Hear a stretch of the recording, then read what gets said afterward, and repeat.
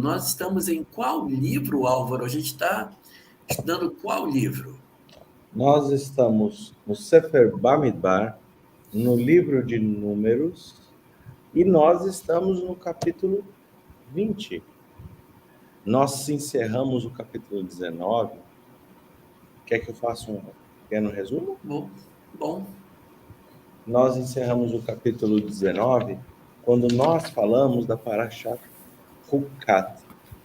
Na Parashat Hukat, que é a mesma do qual nós nos encontramos hoje, nós falamos da vaca vermelha, da impureza do cadáver. Nós trouxemos aqui uma correlação com a parábola do bom samaritano, as leis de Met Mitzvah, as leis que regem essa impureza dos cadáveres e como isso tem uma influência ali. Se você está ouvindo isso agora, vale a pena ouvir a live passada para entender com maiores detalhes os pontos da lei judaica e como isso está presente ali dentro daquela parábola com bastante profundidade. E agora, Elahá, a gente está caminhando para um momento bastante interessante. A gente está aqui um pouco deslocado no tempo, do eixo tempo, e aqui dentro desse deslocamento do eixo tempo da narrativa, nós estamos em um momento bastante interessante, que é a morte de Miriam, a profetisa, irmã de Moisés. Eu vou passar para vocês e depois, se assim for da vontade, eu já começo a história. Então, nós já passamos do capítulo 19, vamos começar agora algumas cenas bastante conhecidas até da história do povo no deserto. Vai ter um incidente hoje que vai ser muito forte para determinar exatamente essa caminhada pelo deserto. A gente vai poder ter isso. Mas, professor, antes da gente começar o capítulo 20, o que o senhor destacaria aí daquilo que a gente já passou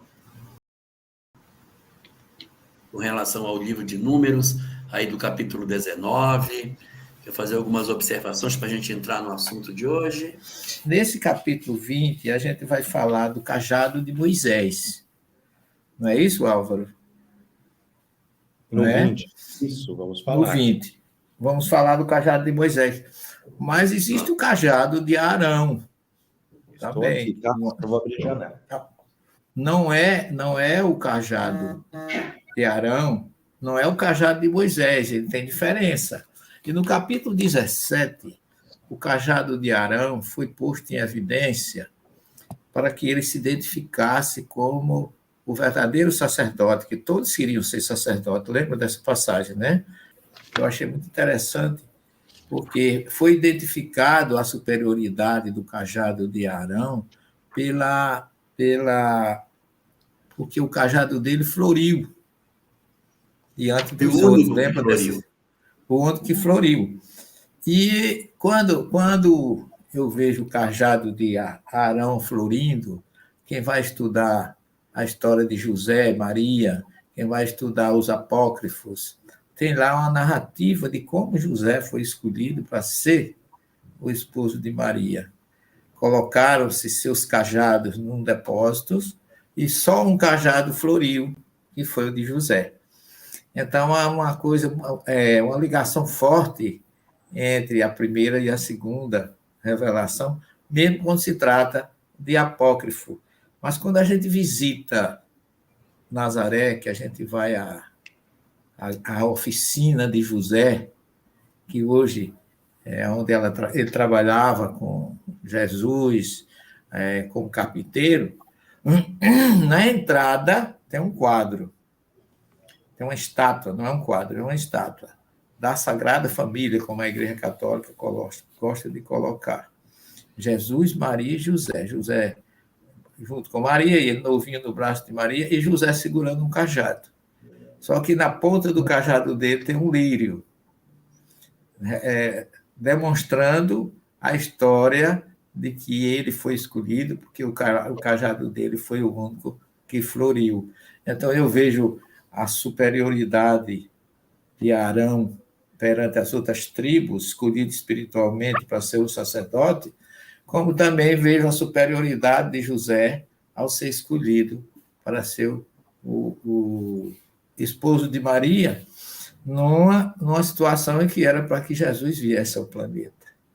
E aí, cada vez mais, a marca judaica, os acontecimentos da primeira revelação, se evidenciam na história do cajado de Arão e do cajado de Moisés. Então, eu queria registrar dos capítulos anteriores, que eu achei importante. Eu não vi se vocês falaram a respeito dessa situação, mas é um ponto que une as duas revelações, sobretudo dentro da evidência da espiritualidade, porque José, ao aceitar a paternidade, ou ao ser escolhido pela espiritualidade, como foi Arão, ele também teve a sua dedicação espiritual e a sua marca presente como pai de Jesus, evidenciado e escolhido nas mesmas circunstâncias. Não estava havendo uma contenda, não era uma contenda, mas era um sorteio através do cajado e que só o dele floriu. Então, eu acho que é mais um laço forte de registro que ficou lá no capítulo 17, mas não faz tanto tempo, então eu queria começar com essa observação que eu achei pertinente de trazer aqui, porque eu estava lendo, e quando a gente lê esse capítulo 20, que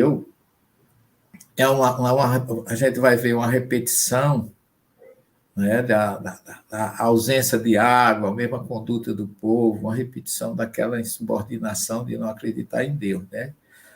Mas, e o que aconteceu lá em Êxodo 17, se eu não me engano, vem acontecer agora, porque eu fiz esse caminho do Vale de Moisés todo, pela Jordânia, e pude viver esse momento que a gente vai narrar hoje, que nós vamos estudar hoje. Então, há uma série de pontos aí que eu gostaria já de pensar para que a gente traga isso como base, suporte para o que a gente tem de fazer a ligação entre Moisés, Jesus e Kardec. Queria aproveitar nisso que o professor Severino está colocando, fazer duas observações. A primeira é, essa informação de que José é escolhido a partir de um cajado de flore é uma informação que está presente num livro chamado O Proto-Evangelho de Tiago. Nós conhecemos os quatro evangelhos, Mateus, Marcos, Lucas e João. Mas existem outros evangelhos que também são, digamos assim, estudados. E um desses evangelhos, chamados de evangelhos apócrifos, é o Proto-Evangelho de Tiago, onde está essa narrativa de que eles colocam o cajado e dele é o que flore, ele então desposa Maria. Esse é um ponto. E o segundo que eu queria destacar é que a árvore, que foi a melhor flor que surge, é o lírio, que é a flor referente a Maria. Maria é representada na Igreja Católica como sendo um lírio, né? Vós sois o lírio mimoso do mais suave perfume, etc, etc. Sempre no ofício também fala lírio de Gedeão, né? Ela também é situada no ofício de Nossa Senhora, ela também aparece como lírio. É uma observação muito pertinente, Elahá. Muito bem, muito bem. Então, eu acho que podemos pensar na possibilidade de começarmos a nossa discussão do capítulo, meu querido Álvaro. Pode ser? Vamos sim. E é interessante esse capítulo número 20, como eu disse, ele está um pouco deslocado no eixo cronológico do qual nós estamos caminhando no livro de Bamidbar, no livro de Números. E ele vai começar falando sobre a morte de Miriam, a irmã de Moisés, profetisa, médium. Ela que é a filha de Amram e Yocheved. Eu não sei esses nomes exatamente em português, mas esses são os nomes dos seus pais. Ela começou a sua atividade mediúnica, vamos assim dizer, muito jovem, ainda na sua infância, quando ela sussurrou no ouvido de sua mãe, que ela daria a luz àquele que viria para libertar o povo de Israel. Ela, então, em hebraico também é chamado de puá, que é sussurrar, que significa, então, talvez cochichar, não seja exatamente sussurrar, Buchicho, é bochichar. buchicho. É. Isso, A oração, a oração de Ana, lá em Shiló, quando ela ora a Deus pedindo para ser mãe, a oração dela foi classificada como oração em buchicho.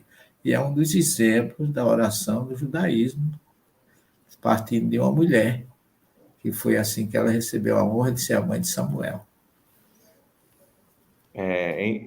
E a gente percebe nesse espírito uma grande evolução espiritual. Porque ela, junto à sua mãe, quando todos os hebreus ainda escravos lá no Egito Antigo, e o faraó tem aquele sonho da ovelha e do Império Egípcio, um em cada prato, e os sacerdotes interpretam aquele sonho e falam assim: vamos acabar com todas as... O faraó decide, vamos acabar com todos os meninos hebreus, vamos matar todo mundo. Ela já ali começa a demonstrar a sua condição, a sua capacidade evoluidíssima espiritual. Então, antes disso, ela havia profetizado, e quando recebe essa ordem, todas as mulheres, Miriam se negou e colocou-se em risco para salvar a vida do seu irmão, que era Moisés, que havia nascido. Moisés, ele fica escondido ali dentro da casa por volta de 3 meses. E quando ele tem 3 meses de idade, Miriam, ela fala para a mãe: chegou a hora da gente confiar em Deus, demonstrando a fé e a capacidade de compreensão da qual ela obtinha. E nós colocaremos, então, ela diz à sua mãe, Moisés, ali na cestinha de junco e betume, para descer aquele rio. Ela realiza a sua tarefa espiritual, sendo provada, muito provavelmente, ou na condição de missionária, de entregar a sua totalidade da fé de que o seu irmão não morreria. Mas ela também demonstra como a fé, junto ao trabalho, é fundamental. Porque o texto diz que ela permanece ali, observando aquele cestinho, descendo pelo rio Nilo, quando ele é retirado por Tarmus, por Bátia, a filha do faraó. Quando acontece isso, conta-nos que ela vai até a filha do faraó, chega próximo às servas, e sabendo que ela precisaria de uma ama de leite para aquela criança, ela fala: eu conheço uma mulher que está em lactação. E ela, então, oferece a mãe de Moisés. Ela faz com que esses espíritos familiares, mãe e filho e irmã, estejam unidos até que seja encerrado o momento de amamentação. Miriam, ela teve o mérito que nem todos os profetas ou poucos profetas do Antigo Testamento obtiveram. Nem todos puderam ver as suas profecias concretizadas. Ela viveu, caminhou, peregrinou, viu as 10 pragas do Egito, viu a libertação do povo de Israel através de seu irmão. Então, isso demonstra que ela obtinha um mérito tão grande, mas tão grande, mas tão grande, que nos diz a tradição do povo de Israel, o Midrash e as tradições orais, que nós encontrávamos, obviamente, isso não é no sentido literal, mas nós encontrávamos um poço que acompanhava o povo de Israel no deserto. Esse poço, essa pedra, dava água por onde quer que o povo andasse. Só que o mérito, o zhut, em hebraico, o mérito desse poço se dava à condição, à capacidade evolutiva de Miriam. Uma das 7 profetas mais importantes, Profetizas. profetisas mais importantes do Antigo Testamento. Não é à toa que Maria, mãe de Jesus, leva o seu nome. E aqui nós encontramos um outro ponto interessante sobre a sua vida, que a gente falou bastante, que foi sobre a maledicência, e quando ela recebeu, então, através do Lashon Hará, da maledicência, ela pegou tsarat, lepra, onde ela deixa um outro grande ensinamento para todos nós até os dias de hoje. Qual? Ela se equivocou. Ela tinha uma alta posição evolutiva, se equivocou, mas ela cumpre para com o processo de cura daquela enfermidade espiritual, como manda, vamos assim dizer, entre aspas, o ritual. Ela demonstrou mansuetude e aceitação às leis divinas, sem nenhum tipo de revolta, e esse elemento do qual ela se afasta por 7 dias do acampamento, ela se coloca em preces, pede perdão a Deus e a Moisés, se reconcilia em todos os aspectos. Após a sua transgressão, ele é tão importante que todas as manhãs, todos os judeus que fazem a prece de Shacharit, ou a prece matinal, tem todas as manhãs sobre a condição do Lashon Hará, da maledicência realizada por ela, mas não no sentido de lembrar o equívoco, mas no sentido de lembrar a ovelha perdida da parábola de Jesus. O justo, a pessoa que se equivoca, mesmo procurando bem, como nós espíritas, como nós que estudamos o Evangelho, estamos sempre em busca do bem, da correção das nossas paixões, das nossas imperfeições, do trabalho íntimo de nos conhecermos, mas tantas vezes a gente erra. Ela demonstra que o arrependimento é uma correção, uma reiniciação do propósito e do momento onde nós falhamos, a Teshuvá. Ela realiza aquilo que Emmanuel deixa escrito no prefácio do livro Há 2000 anos, quando ele diz o seguinte para nós. Ele fala que deixa ali os seus equívocos para que sirvam de roteiro para a humanidade. E aqui o símbolo importante que vai dar origem ao problema, e já estou encerrando, Elahai, professor Celestino, para a gente passar a palavra para vocês, o símbolo importante é que a partir do momento em que Miriam ela morre, o poço seca. Porque se a água do poço se dava em função da sua presença no plano físico, quando ela desencarna, o poço seca. E é aqui que nasce toda a tradição da fala de Jesus: eu sou a água viva do Evangelho. A representação da água viva é a representação da Torá, ou, se nós preferirmos, a luz da doutrina espírita, do Evangelho na linguagem cristã, do Evangelho que flui. O Evangelho fluía de Maria, e ela é a primeira grande evangelizadora infantil.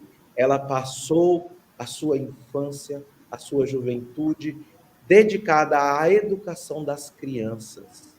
Muitas vezes, dizem os sábios, que a presença de Miriam nos locais mais evoluídos, nos momentos mais importantes espirituais da Torá, não se faz presente, porque ela se sacrificava na educação dos filhos, das crianças presentes no povo de Israel.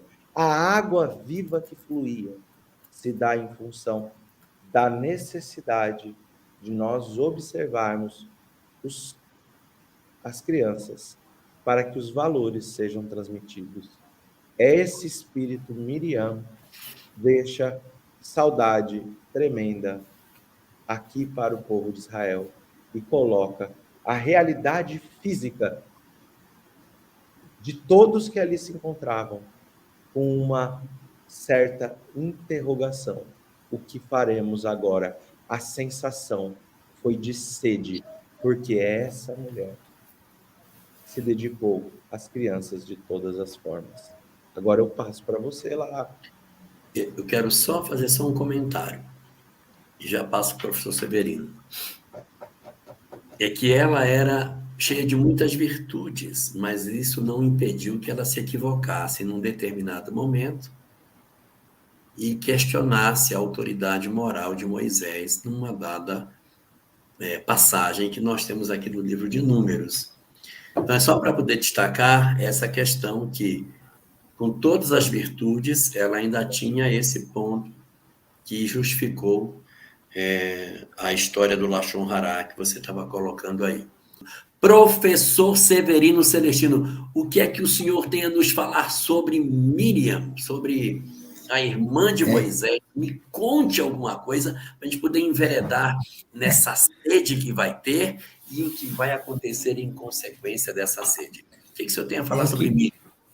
Eu queria enfatizar a sua sensibilidade em agradecer a Deus no seu cântico às margens do Mar Vermelho, após a libertação do povo, que o profeta Miqueias coloca ela ao lado de Moisés e de Arão. Uma mulher realmente digna de referência.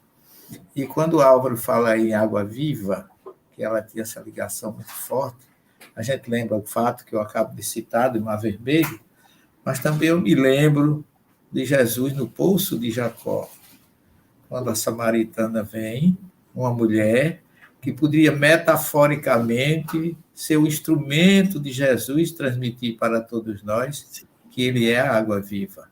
Foi ela o instrumento não só de que Jesus nos deixasse esse legado, mas além de ser uma mulher discriminada, samaritana, Jesus escolheu ela para se revelar a primeira vez como Messias. E foi ela que, na Samaria, foi identificada por Jesus, da mesma forma que Miriam se evidenciou no cuidado com seu irmão, no agradecimento a Deus, e sendo aquela que deu raiz ao encontro fantástico de Jesus com a samaritana no Poço de Jacó, se revelando como a verdadeira água viva, aquela que a gente não vai buscar. A água viva é a água que jorra da fonte, ela vem ao nosso encontro. A gente não vai. Jesus veio tabernaculando entre nós, exatamente como esse tabernáculo que representou, como diz João, lá no primeiro capítulo do seu Evangelho, no Novo Testamento, na Nova Aliança, o Brit Hadashah, como a água, fonte da vida, desde a criação, a água como referência a Miriam e a água como referência àquela mulher que ele mesmo, sendo a água viva, pediu água morta do poço para que aquela mulher pudesse ser, naquele momento, um instrumento de perpetuação da história da Miriam. É assim que eu vejo. Muito bem, muito bem.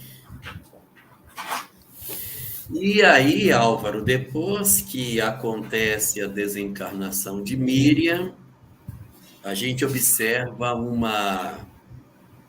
comportamento com relação aos poços, né? Aparece, não há relato de sede para trás desse nível, e agora, logo em seguida a desencarnação dela, aparece os questionamentos do povo de que eles estavam no deserto para morrer de sede. E aí o que vai acontecer em função dessa ocorrência? Elahá, o povo de Israel, acho que está todinho encarnado no movimento espírita, porque eles começam a reclamar.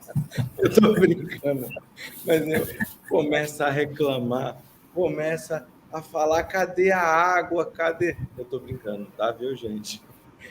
Mas se tem alguém para representar isso, sou eu.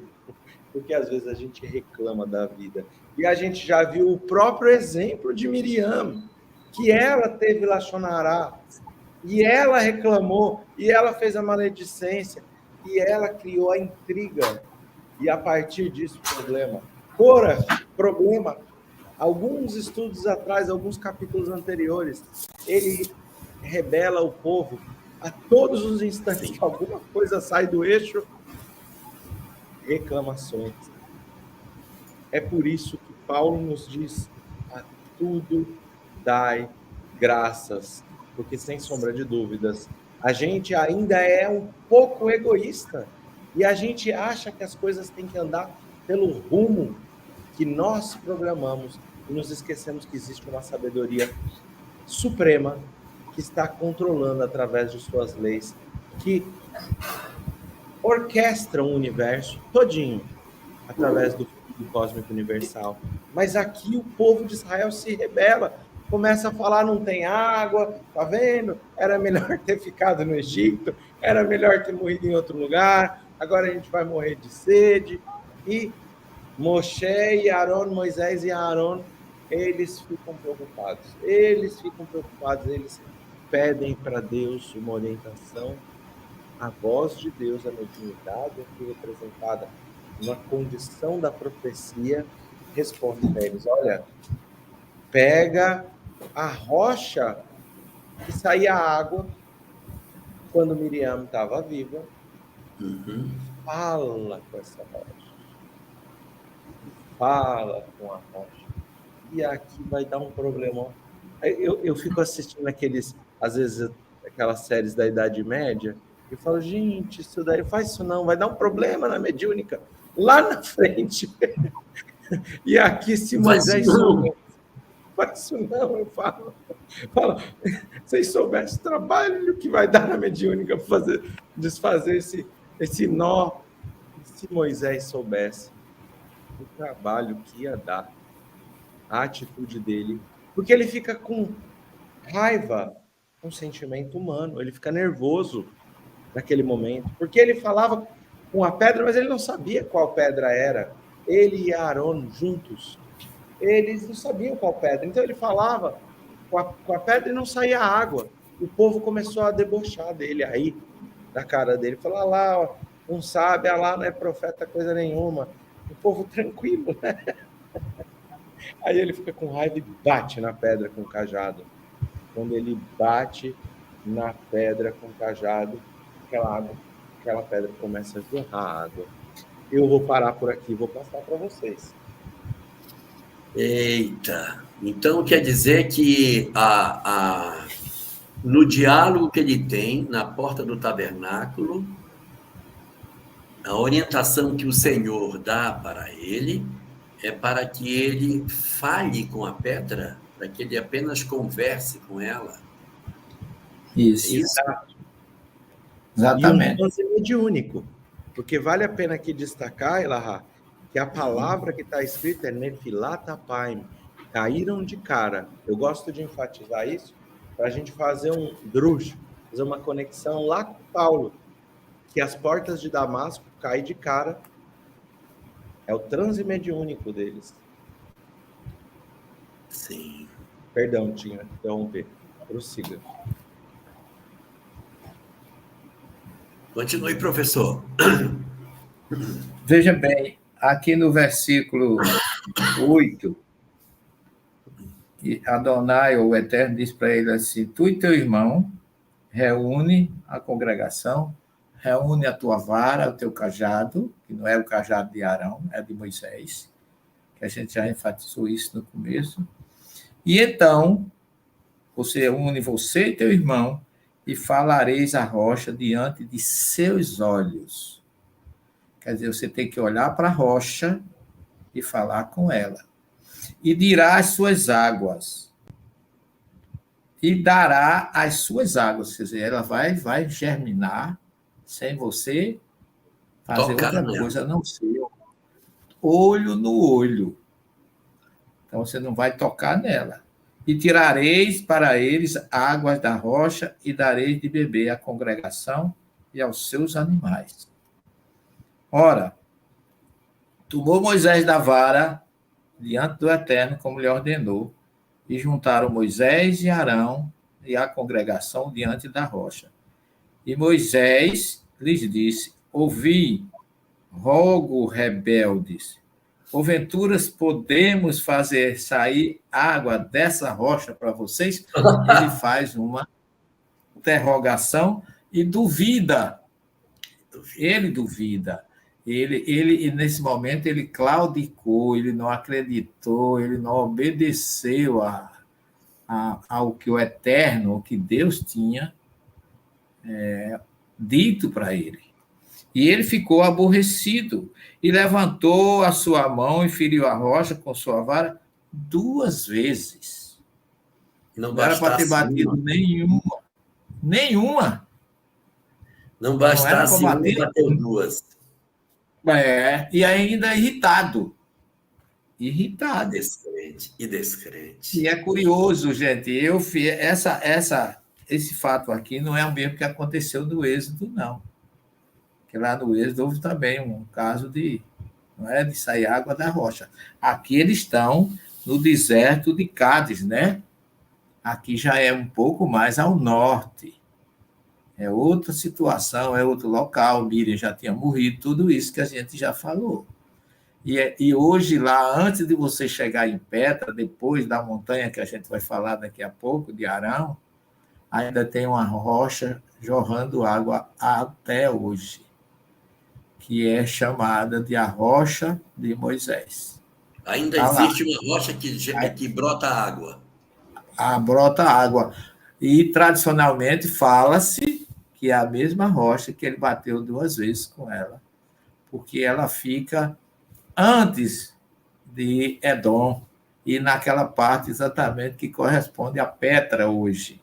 Antes de Petra, bem pertinho, está lá a rocha, que é identificada como a rocha de Moisés. Todo mundo tira água, e eu tirei água, porque eu já bebi água da rocha de Moisés, do poço de Jacó e do poço de Paulo. Todas 3 eu já bebi, para experimentar. A que eu não gostei muito foi a do poço de Paulo. Eu não sei se estou dizendo bobagem, mas como pesquisador e como buscador de verdades, né, eu tive a oportunidade de verificar isso em loco e geograficamente. Então, a gente observa que aí, na sequência, veja bem, aí disse o Eterno a Moisés e a Arão: vocês não acreditaram em mim para santificar-me aos olhos dos filhos de Israel. Por isso, não trareis essa congregação à terra que lhes deu, porque estas são as águas de Meribá. Meribá significa disputa. Essa foi uma água de disputa, né? Porque brigaram os filhos de Israel com o Eterno, e ele se santificou em virtude delas. Mas Moisés, de uma certa forma, claudicou. O povo também, porque a história do povo de Israel já começa nos poços de Mara, né? E já estavam há quantos anos e a que distância libertos do Egito, e eles falando em voltar para o Egito, falando em voltar para a escravidão, para baixar a vibração, para viver em cativeiro. Era realmente um povo rebelde. E não também. Moisés foi punido por não entrar na Terra Prometida. Está lá, quando a gente chega ali no Monte Nebo, do lado leste de Jericó, a gente tem lá o local, a montanha do Nebo, e tem também uma serpente erguida lá, que vai o fato que a gente vai narrar daqui a pouco, por conta exatamente dessa água da disputa que é dita aqui, narrada aqui no livro de Números, capítulo 20. Então, a gente tem uma opção de coisa. Pois não, Arthur, pode continuar. Perdão, achei que o senhor tinha terminado. Não, tudo bem. Já estava realmente terminando. Eu queria só dizer que esse episódio denota a fraqueza do povo, a falta de fé e confiança de Moisés, tá certo? Como por não ter acreditado, e a punição, tanto dele como de Arão. Porque Arão, Moisés bateu 2 vezes, e ele não disse nada, não Não interveio. interveio, né? Ele podia dizer assim, meu irmão, não faça isso não é? Não haja dessa forma, porque Moisés bateu 2 vezes, mas ele bateu irritado. Ele bateu de uma forma grosseira, né? Ele ficou aborrecido, não era para ele ter feito de forma nenhuma, ter tomado essa atitude. Que o povo fosse rebelde, incrédulo, mas ele não. Ele até agora tinha mais do que razão para não desconfiar, nem desacreditar naquilo que Deus estava falando para ele. Pode continuar, Alvin, desculpa. E é interessante, né, professor, olhar que aqui estão envolvidos os dois, Moshe e Aaron.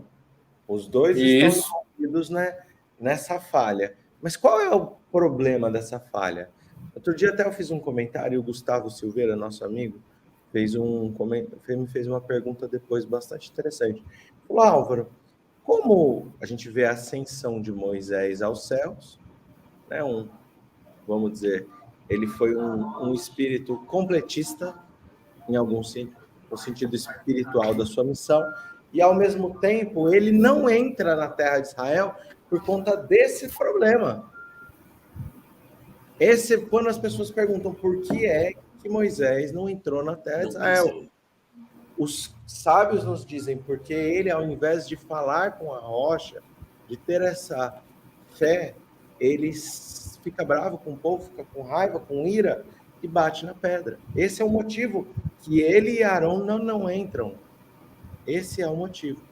Então aqui, olha, Moisés cumpre a sua missão para com o povo, mas ele ainda não tem a plena depuração do seu espírito e ele, muito provavelmente, teria que reencarnar futuramente para controlar de maneira mais assertiva essa agressividade. Esses seus impulsos, né? Esses seus impulsos. Talvez uma encarnação, vamos dizer, como pacifista. Seria o grande desafio de um espírito que viveu esse ímpeto, mas mesmo assim completou. Não estou fazendo nenhuma especulação, antes que alguém fale que eu fiz alguma especulação. Não estou fazendo nenhuma especulação, mas apenas no sentido da reflexão. E por que que isso é um problema? Porque ele é um médium, um líder, deveria demonstrar equilíbrio, tinha a comunicação constante, o auxílio dos espíritos, mas tem um outro probleminha aí. O povo começou a achar que o cajado tinha poder e não a mediunidade. Nós estamos... Se a gente lê o capítulo sobre talismãs, Allan Kardec está esclarecendo isso até hoje para nós. Esse probleminha de o povo achar que Moisés, vamos assim dizer, tinha o seu poder por conta do cajado, e não a autoridade moral e a mediunidade ao seu serviço. Olha que bonito isso, Elahá. Isso é belíssimo. Olha, Álvaro, que coisa interessante, reforçando o que você está dizendo. Você vê que lá atrás, no Êxodo 17, Deus mandou Moisés bater o cajado na rocha. Ele mandou conversar com a rocha. Você pode olhar. Bate o cajado. Para quê? Para que despertasse a fé do povo egípcio. Mas ele estava ainda a caminho. Eles estavam... esse milagre aí visava mostrar ao povo do Egito que Moisés era importante perante Deus. De uma forma, vamos dizer assim, material. Mas agora, no deserto, onde ele está, lá em Kadesh, ali é diferente. Ali já são 30 anos depois, gente. Ele não precisava mais de provar para ninguém o poder de Deus com um cajado. Por isso que Deus diz assim, fale com a rocha. Não use o cajado. O primeiro foi para mostrar que você realmente era um líder. E aquele povo pagão, orgulhoso, ainda ligado aos costumes egípcios, tem que acreditar em mim através do seu cajado. Agora não, agora teria que ser atrás da sua fé. Por isso que o erro dele foi tão forte. Se ele não fosse quem é, ele não teria apenas não entrado na terra, ele teria sido punido mais severamente, como o próprio povo foi, por conta disso. o povo foi punido severamente por desacreditar, por querer voltar para o Egito, que é o que a gente pode ver agora. Mas Moisés não, Moisés teve a chance de provar que era forte, combatendo na rocha, e que tinha fé em Deus, conversando com a rocha. E ele não foi identificado por isso, perante Deus. Aí é que está. Para muita gente, foi uma bobagem, Deus não deixar ele entrar na Terra Prometida, mas não é bem por aí. Se a gente fizer a comparação do Êxodo 17 com o Números 20, e nós estamos já 30 anos depois, já estão lá bem no norte, já estão bem perto dos Edomitas, já estão já perto de entrar na região dos dos Amalecitas e dos Cananeus. Já estava em cima de entrar na Terra Prometida. Eu vou fazer um comentário aqui, porque na próxima live eu posso esquecer. Então eu vou aproveitar e fazer esse comentário. Se eu lembrar, eu falo de novo. E eu vou passar para o Elahá comentar para a gente essa questão do amuleto, dos amuletos, de confiar, das pessoas passarem a acreditar no cajado, não na autoridade moral, do líder ser desafiado, da responsabilidade daquele que lidera, desses elementos todos à luz da doutrina espírita, da responsabilidade individual, né, de viver aquilo que a gente prega em nossas atitudes, sabendo que somos falíveis, mas o aprendizado dessa responsabilidade. Só uma coisa que eu queria comentar antes. A gente vai falar da morte de Aaron, nesse capítulo 20. A gente não chega nesse hoje. Mas a gente vai falar disso. Provavelmente na próxima, daqui 15 dias. Moshe e Aaron não entrariam na terra de Israel. Mas é interessante. Aaron morre 7 meses antes de Moshe, de Moisés. Então é interessante, os rabinos perguntam, por que é que Aaron morre 7 meses antes? Quando a gente for falar da morte de Aaron, eu vou repetir se eu lembrar. Porque Aaron tinha um mérito para que ocorresse a sua desencarnação. O povo de Israel vai se misturar com os edomitas. E os edomitas são os descendentes de Esav, de Esaú. E isso causa muita tristeza a Moisés e Aaron. Mas Aaron tinha, Esaú, isso, tinha um nível elevadíssimo. E o mérito desse espírito permitiu que ele não passasse por essa dor. Lá daqui 15 dias a gente fala disso. Mas eu queria colocar, porque se eu esquecer, pelo menos já dei uma ideia. Elahá, comenta esses aspectos se você puder, por favor. Comento sim. Nós temos uma obra, eu acho que ela é de 1973, não é uma obra espírita. O professor Severino conhece bem. E a Bíblia tinha razão. Uma obra escrita por um pastor protestante. Ele escreve e ele traz nessa obra, e a Bíblia tinha razão, explicações que tentam apresentar e justificar fenômenos citados na Bíblia. E esse da rocha está lá também. No capítulo 2 da obra, eu vou colocar aqui o link para quem quiser baixar essa obra, o PDF dela. Então, vocês peguem lá no capítulo 2 da obra, não vou saber qual é a página, mas é logo no começo do 2º capítulo. Começou o 2º capítulo, vem logo essa página. Ali vocês vão ver ele comentando sobre isso, da possibilidade da pedra ter conexões com determinadas áreas lá embaixo. E aí ele conta de um experimento, que eles estavam no campo e os trabalhadores acabam batendo numa pedra e a pedra coloca a água para fora. Então, ele se refere mais ao primeiro caso, daquele em que em que fere a pedra, né? Agora, ele mostra aí que ele feriu a pedra e saiu água. Mas no sentido de mostrar que essas situações não são improváveis, como o próprio professor Severino falou, da pedra que tem lá, perto de Petra, na Jordânia, e que ainda jorra a água dela. Então, você deve ter um lençol freático que deve subir a um ponto mais elevado, Uhum. e ali ele tem, na porosidade da rocha, que a rocha não é de granito, para ser isolada, ela deve ter alguma porosidade dentro dela, a umidade sobe e desce do outro lado. Então, aí a gente vai ver um aspecto também, né, Álvaro? O aspecto humano do Moisés, da pressão, é tanta pressão, nossa, é tanta reclamação, tanta coisa. Há quanto tempo esse homem vem enfrentando essa mesma situação? Tirou para morrer do céu, tirou para morrer. E embora tudo que acontecesse, o povo não se movimenta na sua fé. Muito parecido conosco. Já tivemos inúmeras revelações espirituais, vai para o centro espírita, vê os espíritos se comunicando, chora, aí volta e faz a mesma coisa.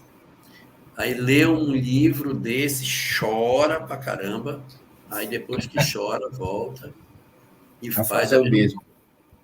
coisa. Não muda nada. Não muda nada. É tipo as pessoas que veem os vídeos da Elisa, choram, depois volta e faz a mesma coisa. Então, tudo é essa falta de sensibilidade. Enquanto que você tem outros espíritos que, com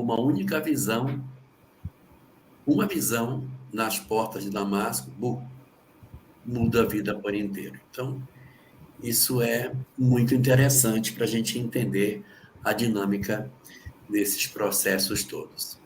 Agora, eu achei bem interessante essa sua colocação, essa sua reflexão, porque, puxa, há quanto tempo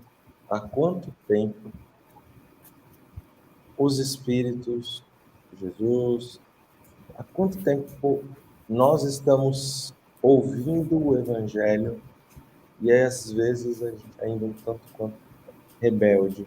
Eu fico pensando num espírito como Chico, como ele foi mal compreendido, quanta Não, paciência tem que ter com todos ao seu redor. Qualquer um que tenha alguém passando por uma dificuldade, percebe que essa dificuldade é nitidamente em função de uma imperfeição moral latente, vive, né? tem, tem uma passagem da vida de João, o evangelista, quando ele estava bem velhinho, ele era chamado nas igrejas cristãs para falar, né? Nós estamos aqui, o nosso João Evangelista, que conviveu com Jesus, traga para nós uma mensagem. Aí ele subia no púlpito e fazia a pregação dele. Ele dizia: meus filhinhos, amai-vos. E descia. Bem, passava um tempo, chamava João de novo, ele subia no púlpito e dizia: meus filhinhos, amai-vos. Depois de umas várias tentativas dele falar alguma coisa, ele só repetia isso. Aí um dos líderes da igreja perguntou para ele: mas o senhor não tem assim outra coisa para falar, não? Porque a gente já chamou o senhor várias vezes, o senhor só repete isso. Aí João perguntou: o irmão já ama? Né? Então, a gente tem essas repetições. Há quanto tempo a gente ouve as mesmas coisas e quando ouve parece que dá uma mexida dentro de nós? A gente precisa de alguma experiência que nos sensibilize nesse sentido. E essas experiências acabam acontecendo em função da repetição. Às vezes você já assiste uma palestra sobre reencarnação várias vezes, mas há uma palavra, um raciocínio, uma emoção que pode levar você a essa mudança que você não conseguiu fazer até então. É hora do despertar, concordo. Mas vamos continuar, então. Nós estamos no capítulo 20, versículo 14 agora. Isso, agora. Essa passagem ligada, então, à pedra, que é muito importante dentro da narrativa bíblica. E Então, nós vamos ver uma tentativa do povo de Israel de passar pela terra de Edom.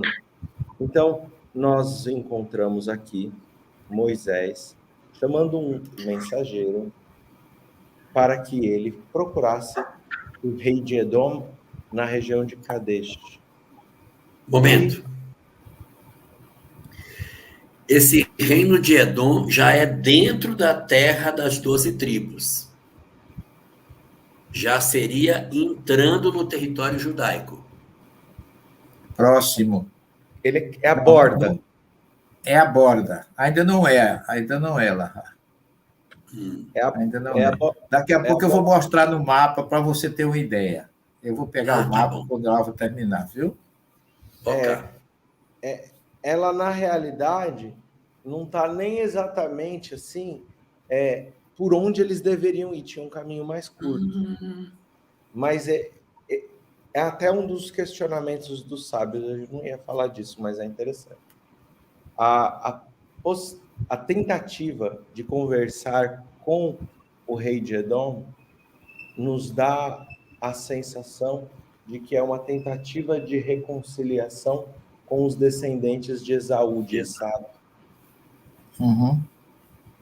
E aqui tem um pouco de sentido, assim, um sentido que a gente pode interpretar de duas formas. A reconciliação como forma de perdão, sem sombra de dúvidas, o melhor de todos os caminhos. Então, ali, o povo de Israel que caminhava ali são os descendentes de Jacó.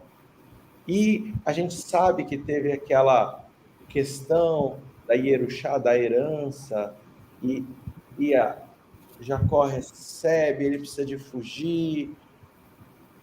E aqui a tentativa de reconciliação, não existe nenhum tipo de crítica negativa. Mas aqui, a grande crítica dos sábios é porque muitas vezes a gente confunde o nível do perdão. Muitas vezes o perdão ele deve ser realizado, mas é natural que os caminhos se sigam em diferentes direções. Então, não necessariamente, porque você perdoou, você precisa de andar de mãos dadas com aquela pessoa. E aqui, os descendentes de Esaú, eles estão representando um comportamento não bacana, sabe? Vamos assim dizer, você foi roubado por um ladrão. Esse ladrão te trouxe um prejuízo e uma agressão. Você não precisa ter ódio dele, mas você também não precisa de andar com ele todos os dias. De mãos dadas. De mãos dadas. Não precisa de concordar. Então, aqui perdoar não significa voltar a conviver. Você que não quer comentar isso, eu acho importante. Eu quero. Vamos. Eu quero porque isso tem a ver muito com casamento. Às vezes as pessoas dizem assim, eu tenho um ódio tão grande do que o meu marido me fez. Nossa, eu tenho um ódio tão grande. E as pessoas dizem, mas você tem que perdoar, você não pode ter esse ódio. Não, eu nunca vou voltar com ele. Então as pessoas fazem uma conexão de que voltar a viver é perdoar. E você pode realmente, depois de ter tido uma experiência infeliz, numa relação conjugal, familiar, qualquer, perdoar a pessoa sem a necessidade de ter que andar de mãos dadas com ela. Uma coisa é você perdoar, outra coisa é você reatar relacionamento. Perdoar é você tirar de dentro do seu coração todo sentimento de mágoa que você tenha. Qual é a boa medida para saber se eu perdoei alguém que me fez algum mal? É poder contar a história sem emocionar.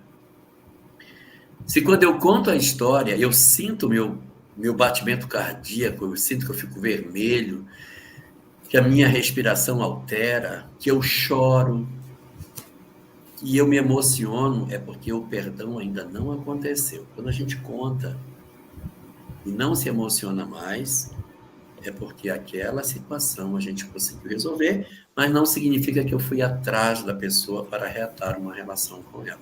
Às vezes esse marido já está até casado, já tem filhos, tem netos, então eu perdoo, mas não significa que eu tenho que ir atrás para reatar. Então, perdoar Esaú não significa andar de mãos dadas com ele, até porque nesse tempo todo em que tudo isso aconteceu, tem 400 anos lá de escravidão, mais 40 no deserto, tem 500 anos aí, meio milênio, que os povos estão afastados. Então, as crenças, as culturas, as verdades, as referências espirituais podem não ser as mesmas. A gente tem só pegar 500 anos de cristianismo para trás, ou pegar do início para 500 anos e ver se não muda a visão de um povo. Então, evidentemente, não dá para esperar que esse povo descendente de Esaú ainda guardasse a ideia do Deus de Abraão e de Isaac. Porque talvez Esaú, como já não era mais tão ligado nas coisas espirituais, certamente a sua descendência pode ter perdido as conexões espirituais com o Eterno. E é importante isso, né? Porque não fica tão claro. Mas os sábios fazem esse questionamento. Falam, por que exatamente por essa terra? Por que não andou um pouco mais e passou através de outro povo? Então ele manda esses mensageiros e ele fala assim, olha, o mensageiro vai até o rei e diz, você conhece as dificuldades das quais passamos. Nossos pais desceram para o Egito, ficamos no Egito por um longo tempo, os egípcios nos maltrataram, os nossos patriarcas sofreram em seus túmulos, nós clamamos a Deus, ele ouviu a nossa voz, ele enviou um anjo, Moisés, e ele nos tirou do Egito. Agora estávamos em sua terra, e para que nós possamos alcançar ali a terra de Israel, que está logo ali, passando o seu terreno aqui, o seu reinado, nós passaremos pelos seus campos e vinhedos. Embora nós tenhamos o nosso instrumento, algumas coisas eu que estou colocando, tá? Embora nós tenhamos os nossos instrumentos de água. Porque lembra que Moshe bateu na água e voltou a dar água que nem Miriam? Então o povo não ia precisar da água dos edomitas. Os animais também não vão precisar beber da água de vocês. Porque lembra que está escrito? Moshe, o povo e os animais beberão da água que saiu. Não, nós não viraremos nem para a direita, nem para a esquerda. O que é isso? Para comer nos seus campos. Por quê? Porque o povo tinha maná. O povo não precisava da comida dos campos. Nós só vamos dar uma passadinha, coisa rápida, e não vamos fazer nada. E o que acontece? Qual é a resposta de Edom? Ele fala assim, vocês não passarão pelo meu território, se vocês passarem, eu vou passar com uma espada por vocês. E os filhos de Israel disseram, nos manteremos na estrada, nem nós, nem o gado, porque lembra que o povo de Israel saiu com todo o rebanho? Todo aparato, né? Nem nós, nem o gado, ninguém vai passar. Se quiser, a gente te dá até o gado de pagamento. Fala o preço que você quer. E ele fala, olha, negativo. Por aqui, vocês não passam por nada. E aqui tem alguns pontos que eu gostaria de ressaltar. Eu vou passar para vocês comentarem. Ponto número 1. Os sábios nos dizem, quando o povo diz, eu não vou beber da sua água, eu não vou olhar para a direita e não vou olhar para a esquerda. Significa que quando nós estamos passando por uma terra estranha, no sentido de que aquela terra é a dos habitantes de Esav, quando a gente está passando por uma situação difícil na vida, como, por exemplo, Moisés, que foi desafiado pelo povo porque não estava saindo água, porque estava com sede. Pode ser qualquer que seja o desafio moral que habita em nossas vidas. A gente precisa de ter a retidão, de não olhar para a direita e não olhar para a esquerda, no sentido de nós não desviarmos a bússola do Evangelho e que o nosso olhar seja em direção ao Cristo, para que nós não venhamos a perecer por termos adentrado a uma tentação. Entrar na tentação já é um risco grande. Esse é o 10º mandamento. Porque eu virar o meu olhar é a cobiça. Não cobiçarás as coisas do próximo. Não cobiçarás. E às vezes, quando a prova é moral, é mais difícil, né, Elahá? Porque a cobiça é a da nossa paixão e a tentação pode fazer com que o nosso tombo venha mais rápido que a nossa queda, venha mais rápido do que nós venhamos a imaginar. A grande lição moral de não beber da água, não os animais não comerem, é a gente passar pelas situações desafiadoras da vida sem que nós venhamos a nos contaminar nelas. Mas, por outro lado, tem um outro ponto aqui, um outro nível de interpretação, que a gente está falando de um povo capelino. E ele está falando assim, ó, eu vou conviver com você, mas fica tranquilo, eu vou ficar recluso, fechado, também não vou levar os meus ensinamentos a vocês, Então, aqui, eu achei 2 níveis de interpretação e gostaria de dividir, mas tem outros. Passo para você lá. Eu queria fazer uma outra observação. Quantas pessoas, mais ou menos, estavam vindo com Moisés? A gente fala em cerca de 2 milhões, né? Não sei quantos. 2 milhões de pessoas. Você deixaria 2 milhões de pessoas atravessar seu vinhedo? Não. Porque não é 10 pessoas. Olha, a gente atravessar aqui. Não, tudo bem, pode passar aí vocês, vamos lá. Presta atenção e não façam nada. São 2 milhões. Quantos dias 2 milhões de pessoas passam num vinhedo? Quem segura 2 milhões de pessoas se não quiserem seguir? Quem tem domínio, né? Quem segura a massa? Quem segura a massa? Quem segura a massa? Vamos falar assim, nos conflitos urbanos, quando a população se revolta, não tem polícia que segure. Não tem polícia que segure. É o estouro da boiada, né?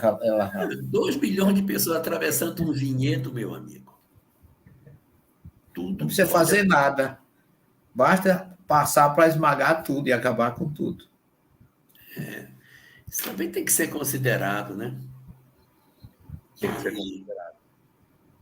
Você deixar esse exército de pessoas atravessando sua terra. Por isso que ele ameaçou de entrar em guerra com eles, se ele insistisse. Foi um não muito forte. Um ponto judaico que diz sobre um filho ou um discípulo que queria se colocar numa situação, ele tinha curiosidade sobre algo da vida, e ele fala, olha, eu vou até o lugar, mas eu não vou me contaminar com ele. E o mestre tem muitos anos, então pode ser que eu vi isso, devia ter uns 12, 13 anos, uma coisa de 25 anos atrás que eu li, então eu já não ouvi, já não tenho tanta memória assertiva. Oh, meu Deus. Tô ficando velho. Tô ficando que nem o Elahá. Tá muito velhinho. E me parece que isso era no Marrocos, Elahá. Opa, e a terra? Do meu bisavô. E sua também, né? Do meu bisavô, isso exatamente. O descendente. E lá tinha um curtume muito grande. E ele fala, vai até o curtume para mim conversar com fulano, mas não encosta no couro, porque ele é muito fedido. Eu sei que nessa ideia da história, ele vai, conversa e retorna. E quando ele retorna, ele fala, nossa, mas você falou para eu não encostar, mas eu estou fedendo. E ele fala, é exatamente isso. Quando a gente se coloca numa situação, não tem como a gente não pegar o cheiro da podridão moral da qual nós nos colocamos. Então, compreende as entidades que se consorciam, porque se a gente se dirige àquele local com o propósito da curiosidade, com o propósito da tentação, com o propósito qualquer que seja, a gente já entende que existe uma afinidade fluídica de atração para com aquilo, e que as entidades ali vão se reunir ao nosso redor e talvez nos acompanhar, mas nós entendemos que passar por essa terra, como Elahá falou, quem podia vigiar 2 milhões de pessoas para não pegar uma maçã, uma uva, um trigo? Claro que ocorreria uma contaminação, mas o grande questionamento, o maior deles é por que depois de 30 anos no deserto, 30 e poucos anos no deserto, o povo ainda está querendo se colocar na situação da qual teve tanta dificuldade para se libertar do Egito. Eu poderia questionar o povo de Israel, mas esse questionamento cabe à minha pessoa. Então eu vou me calar e passar para vocês, meus amigos. Eu queria mostrar um mapa, eu deixei com Denise. O mapa do Êxodo, Denise. Isso. Vocês observem aí que dá para situar aqui. Vocês vê o Sinai, você vê o Mar Vermelho, aí você vê o Golfo de Acaba e o Golfo de Suez. Do lado, olhando para esse quadro, do lado direito, do nosso lado direito, você tem aqui o deserto de Cádiz, que é o número 13 ou é 12? 12. Estão situando? 12. Agora, ela olhe para o norte e veja que Canaã está bem pertinho. Subir não é difícil. Mas Não. ali você tinha os cananitas e os amalecitas. Tá certo? À direita, você está vendo, se eles fossem aí por baixo, da onde tem o Canaã, ele já saiu do outro lado, passando por dentro da terra dos edomitas. Mas sim, aí, como o rei de Edom não deixou, observe que eles voltaram, fizeram uma curva danada e voltaram para a pontinha lá do sul, no começo, para qual é o número, meu Deus? Eu acho que é 11, para o 11. Voltaram para o 11. Então, olha quanto eles recuaram pela não permissão dos edomitas. Então, por aí a gente vê como eles foram punidos, primeiro porque eles queriam voltar para o Egito. Eles não queriam nem... Depois de quase 40 anos, eles estavam pertinho de chegar na Terra Prometida. Estava chegando aos 40 anos. E eles tiveram que fazer essa volta todinha, recomeçar dali pelo que hoje é Jordânia, sem passar pelo chamado Vade Mose, que é em árabe, passando por dentro da Jordânia e até chegar, você vai ver lá em cima, em Gilgal e Jericó, onde eles entraram, com aquela história da muralha. Mas eles já estavam bem pertinho. E por ter desobedecido, por ter criado tanta dificuldade, eles foram obrigados a retornar tudo isso e voltar. Todo esse laço foi um laço em vão, né? Exatamente. Eles saíram do 12 e voltaram para o 11. Eles podiam ter pego a direita aí no 11 e ter ido embora, não precisava fazer tudo isso que fizeram. Mas Deus sabe porque eles foram por aí, precisavam passar por isso. Mais uma vez, aí Moisés fez o segundo teste. O primeiro foi com o cajado, a vara, na rocha, batendo. O segundo, ele não era para ter mais dúvida, era só para falar com a rocha. E ele fracassou. Uhum. Muito importante isso, né, professor? É muito importante. E aí encontra quem? Veja bem, quando a lei de causa e efeito. Eles encontraram os edomitas, que vêm lá de trás de Esaú e Jacó, daquele litígio do passado, agora colheram. Tudo tem uma razão de ser. Se a gente parar para fazer uma reflexão sobre nós mesmos, e como o povo de Israel sendo nós, e como os edomitas sendo uma parte de nós, que às vezes a gente joga a aquela sujeira para debaixo do tapete, e a gente não quer olhar Isso. a perfeição, e a gente sabe qual é o propósito, alcançar a terra de Israel, alcançar o evangelho. A gente percebe que tudo isso que está acontecendo é o nosso desafio da vida. E muitas vezes a gente vai por caminhos longínquos, por caminhos onde a gente perde tempo, acrescenta débito, acaba se complicando quando necessariamente, quando diz Emmanuel, quando você estudou uma semana de evangelho, você já sabe como você tem que se comportar, você já sabe como a gente precisa viver. A gente tem primeira revelação, segunda revelação, doutrina espírita. É live todo dia. O Ela Hamilton faz umas 5 por dia para a gente, para nos auxiliar no trabalho de entendimento. Por mês. Mas tudo isso deveria ser fator para que a gente não precisasse mais tomar esses caminhos longos, que trazem tanto sofrimento para o nosso espírito e para outros ao nosso redor, porque os espíritos benfeitores, né, professor? O senhor sabe do que eu estou falando, às vezes nos dão bronca e fala assim: meu filho, você de novo se equivocando desse Não é jeito, possível. quando você deveria estar trabalhando. Você de novo se colocando nesse caminho junto aos edomitas do seu passado. É verdade. É fantástico. Denise, venha, minha flor, venha salvar-nos. Álvaro, você faz a nossa prece de encerramento? Claro, com maior alegria. Vamos lá.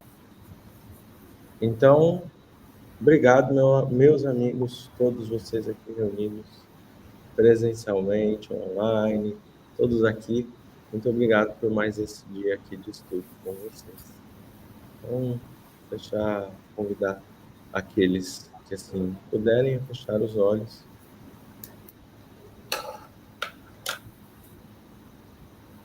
Sob as rogativas de agradecimento ao nosso Pai Celestial, Deus, Criador dos céus, do Espírito, da terra, da matéria, de onde fluem todas as leis, através do seu pensamento, fluido de pensamento, no qual nos encontramos mergulhados. Pedimos, Senhor, que a nossa consciência possa encontrar em tuas leis sempre o guia seguro de orientação, para que os nossos espíritos já cansados, em dias dos quais encontramos uma humanidade tão aturdida e desesperada, caminhos para cumprirmos a sua vontade na terra, sob a certeza de que o bem necessita de trabalhadores e que a instrução tem sido um caminho seguro para que possamos dilatar o nosso entendimento sobre os tantos desafios propostos no mundo, em nossas vidas, para que não exista desespero, para que não exista a mágoa, a raiva, e que apenas possa habitar o perdão e o amor em nossos corações, como caminhos assertivos para vivermos o teu Evangelho, para que a condição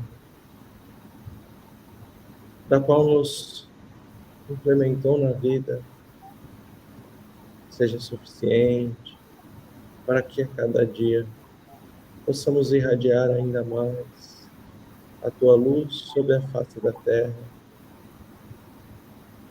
através de incendiar o nosso espírito e refletir a tua imagem em nossas ações, em nossos pensamentos, em nossas palavras, em nosso coração. Rogamos, Senhor, para que possamos obter